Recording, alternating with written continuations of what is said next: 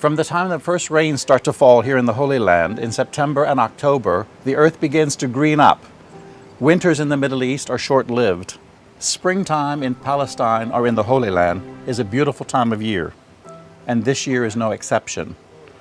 People everywhere look to the greening of the earth as a sign of joy, optimism, and hope. In January of this year, the Israeli human rights organization B'Tselem, which means in the image of in Hebrew, labeled Israeli actions in the West Bank and in the Palestinian territories as apartheid, citing among other reasons that the geographic space, which is contiguous for Jews, is a fragmented mosaic for Palestinians. Although Israel never formally annexed the West Bank, it treats the territory as its own.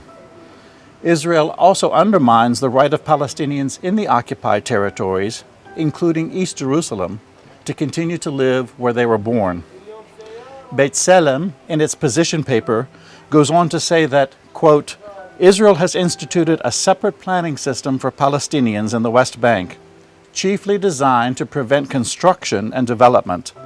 Large swaths of land were unavailable for construction, having been declared state land, a firing zone, a nature reserve, or a national park. The separate planning system centers on demolishing structures built without permits.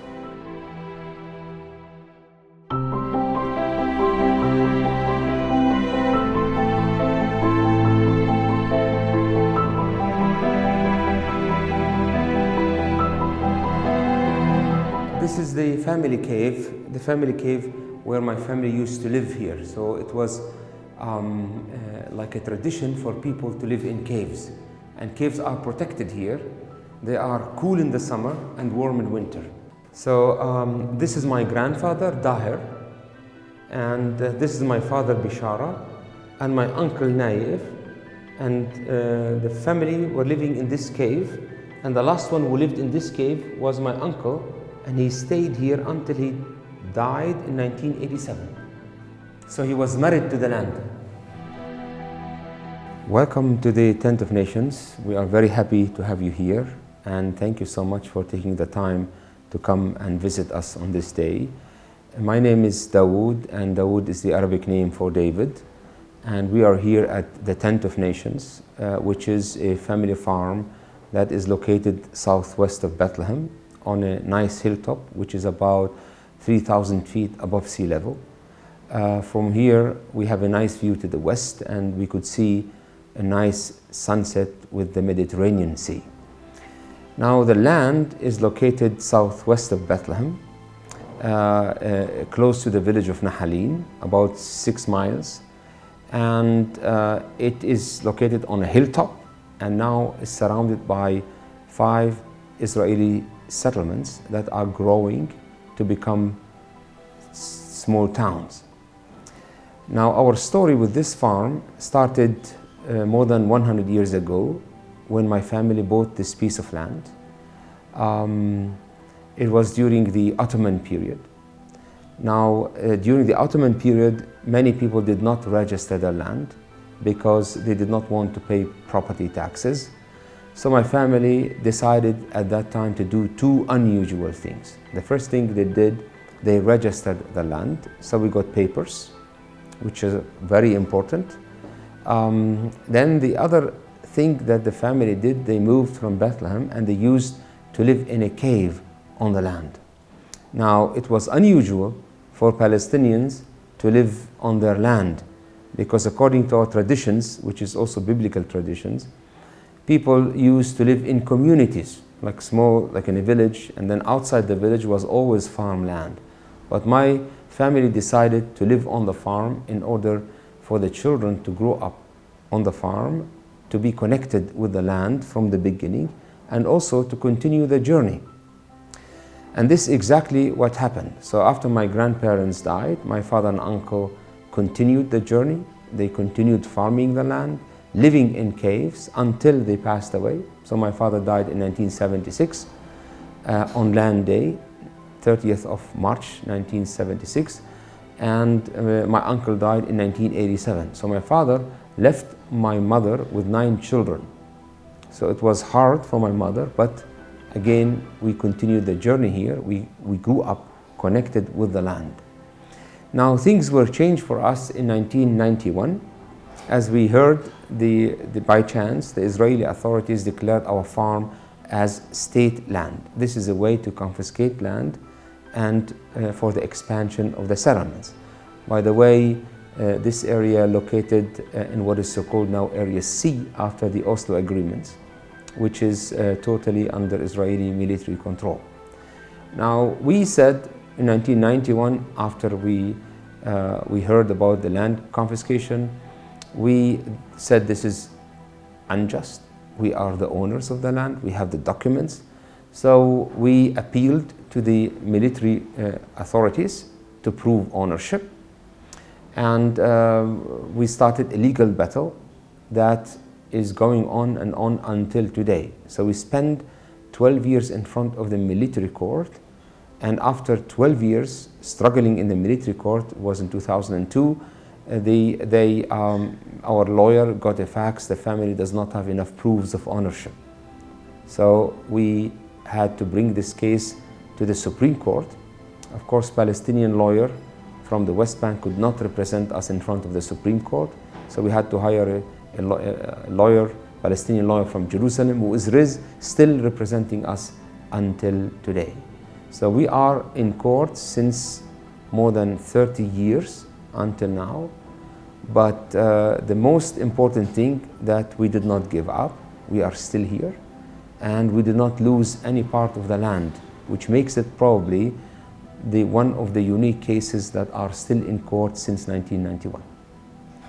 Now, parallel to the legal battle, we had difficulties from the Israeli settlers who came here cutting our trees, damaging a water tank, threatening us with guns, and many times they tried to build roads on our land, but we managed to stop them by court. And one time, after we stopped them, they destroyed more than 250 olive trees. It was hard on us, but 3 weeks later we managed to plant new trees sponsored by a Jewish organization from the UK called European Jews for Just Peace in Palestine, who heard about our story, and they said this is unjust and this is done not in our name, and they decided to sponsor those trees. And for us it was a sign of hope that there are people who not only believe in justice but act for justice. One of the ways that they also try to use to move us out of this area, as I said before, we had the physical pressure, and we have the attacks from the Israeli settlers, but once we were offered to sell the land, and the last offer was a blank check. Yeah? And of course, like for us, our land is like our mother. So we are connected with the ground. And we said, we cannot sell our mother.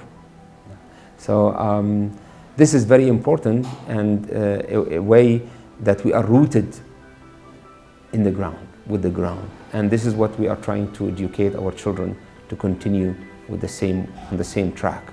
Now, the big destruction we had in 2014 from the military authorities, they came 10 days before the apricot harvest, and they destroyed more than hundreds of fruit trees 10 days before the apricot harvest. It was very difficult for us because like an olive tree is for us a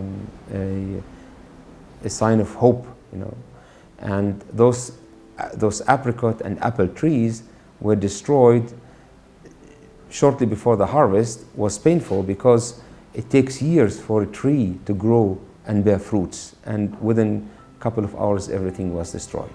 But we managed to replace those trees, and we are thankful for all the people who contributed to plant new trees. Now, with physical pressure, we did not give up. We are still here. So then the situation on the ground, what to do in this very difficult situation. So we, in this hard conditions that not only we as a family we are going through, but this is the case of many Palestinians. So About a reaction. So in this difficult reality, so there are three options to react. Yeah. The first option might be to react in a violent way. Violence will create more violence. But we said this is not our way. So the second option is to sit down and cry and become a victim. We said no to this second option. And then we were left with the last option, which is to run away, to leave. And we who are leaving, the best educated people, are giving up and leaving. And among those who are leaving are the Palestinians and Christians. So we said also we are not leaving, we are staying here. We need to go, we need to overcome our obstacles and try to make a difference in a different way. We mean here in a non-violent way. And when we talk about non-violent way of resistance, we had to fix ourselves to believe in what we are doing, because it is not easy to see the outcome of your work immediately. And that's why we, before going on this fourth way, we said 4 things that became our principles. The first thing we said, we refuse to be victims. It was important, although we have the right as a Palestinian to be in this situation, to be a victim. What else can people do? But refusing to be a victim was important for us in order to stand up and, instead of reacting, acting differently. Secondly, we said we refuse to hate, and no one can force us to hate. Of course, it's easy said, difficult to practice, but with hatred, people would destroy themselves. And we believe that all people are created in the image of God, and they are not created to hate each other. So in every human being, there is something good and something bad. So we want to respect the good, but not to accept the bad. And that's why we have to stand up for our rights and tell the other what you are doing is unjust. And fourthly, we said we are people who believe in justice. And although the road for justice is too long, too complicated, but one day we believe that the sun of justice will rise again. So with those 4 principles, we were very motivated, and we stood up and we walked on a different path, and we created here another way of resistance. We created a non-violent, a creative, a constructive way, and we call it the 4th way. The 4th way. So with this way of non-violent resistance, we started to motivate ourselves, not sitting down and crying. No, we stood up and started acting. And also by doing that, we managed to encourage other people doing the same, not telling them what to do, but like seeing us what we are doing, and so they are learning through us to do what is needed to be done. Now, for us, we said, after we managed to do that, of course, it's a lot of energy, and it's hard to act that way. We decided to invite people to the farm and let us say to empower them, come and see, and then go and tell.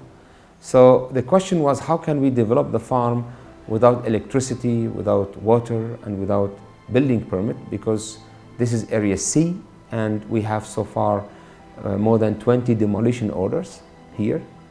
So we said, nothing is impossible. If there is a will be always a way. So for electricity, we installed a solar power system. For water, we are depending on rainwater collected in cisterns. And for buildings, we are not allowed to build on the ground. We started renovating existing caves. This is one of some caves we renovated, among them also the family cave. So the idea, and this is the paintings were also done by kids during one of our summer camp, and the title was Peace, Justice, and Conservation of the Creation. The children painted their shadow. And for us, it's not about water, electricity, or building. It's about showing other people that things are possible. Even in a difficult situation, you are able to make a difference. So our message to people who come here, when you face challenges, don't sit down, don't cry, and don't become a victim. Stand up and act. And while you're acting positively and differently, you motivate yourself and you will motivate other people, not through telling them what to do, but through doing what you are doing. So this message we wanted to give to other people, and that's why we started opening the farm for people, as I said before, to come and see, learn, and go back home motivated, not only to tell our story, which is the Palestinian story, but also to be peacemakers in their own communities. So we do different kinds of activities, starting tree planting beginning of the year. In the winter season, we invite people to sponsor trees, to plant trees, because when we plant a tree, we believe in the future. We make the land productive, but also we learn that peace should grow from the ground and up like an olive tree. Peace should come only when justice prevails. So the second project we are doing is children's summer camp activities. In July, we work with children from Bethlehem area, from refugee camps, and you remember that our children are traumatized, going through difficult situation. So we try through creativity, like paintings, mosaic, music, theater, we try to motivate those children to stand up and believe in themselves, like discover their talents, let them discover their talents, let them focus on their positives, and let them believe in themselves. I am able to shape my future. We have also harvest camps. So whenever you visit us, we have work for you. So don't worry about work here. So we have enough work. If you come in January, between January and March, you plant trees. In April, we plant vegetables. In May, end of May, we have the wheat harvest. In June, the apricot. July, the almonds. August, the grapes. The figs in September. And end of October, we have the olive harvest. So we have always international presence here, except for last year and so far this year. International presence is making a big difference here, because since we started to have international presence here, we don't have attacks from settlers.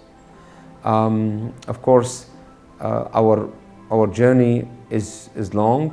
It is difficult, but I always say, and since we are also in the in Easter season, like in the resurrection, we believe here that the cross was not the end of the story. The suffering that also Jesus went through, especially like when he was denied by one of his disciples, and he was also